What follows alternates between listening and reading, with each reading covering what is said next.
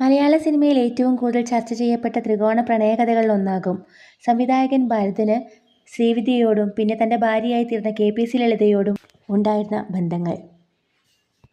ആദ്യം ശ്രീവിദ്യയെ പ്രണയിച്ച പ്രശസ്ത സംവിധായകൻ പിന്നീട് ചില കാരണങ്ങൾക്ക് ശേഷം അവരിൽ നിന്ന് അകന്നിരുന്നു.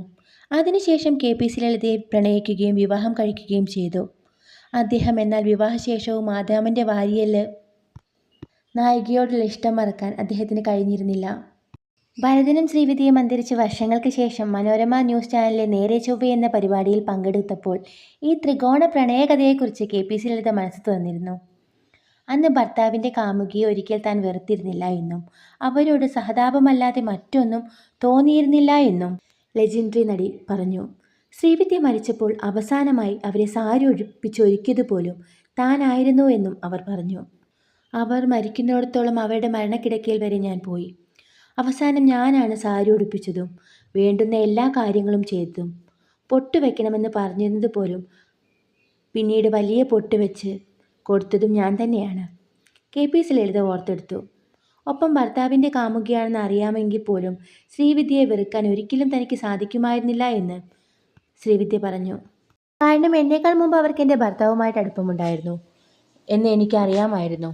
അപ്പോൾ അത് അറിഞ്ഞിരുന്നു കൊണ്ട് ഞാൻ എന്തിനാണ് കല്യാണത്തിന് സമ്മതിച്ചത്? അത് ചെയ്യാൻ പാടില്ല. പിന്നെ അത് കഴിഞ്ഞിട്ട് എന്തിനാണ് കടിപിടി കൂടുന്നത്? എനിക്ക് സത്യത്തിൽ ശ്രീവിദ്യയോട് വളരെയധികം സഹതാപം തോന്നിയിട്ടുണ്ട്.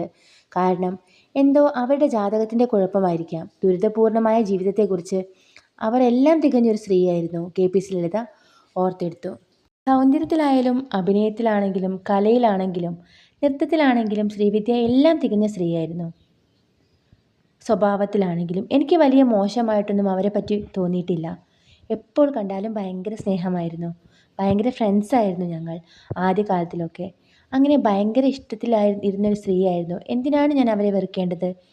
അതിൻ്റെ കാര്യമില്ലല്ലോ, KPC ലളിത പറഞ്ഞു നിർത്തി.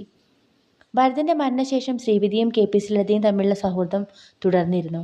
പവിത്രം, അനിയത്തിപ്രാവ് തുടങ്ങിയ ഒട്ടനവധി ഹിറ്റ് ചിത്രങ്ങളിലൂടെ ഇരുവരും ഒന്നിച്ചുള്ള കോമ്പിനേഷൻ സീനുകൾ, ഒരു കെമിസ്ട്രി കാണാൻ കഴിഞ്ഞിട്ടുണ്ട്.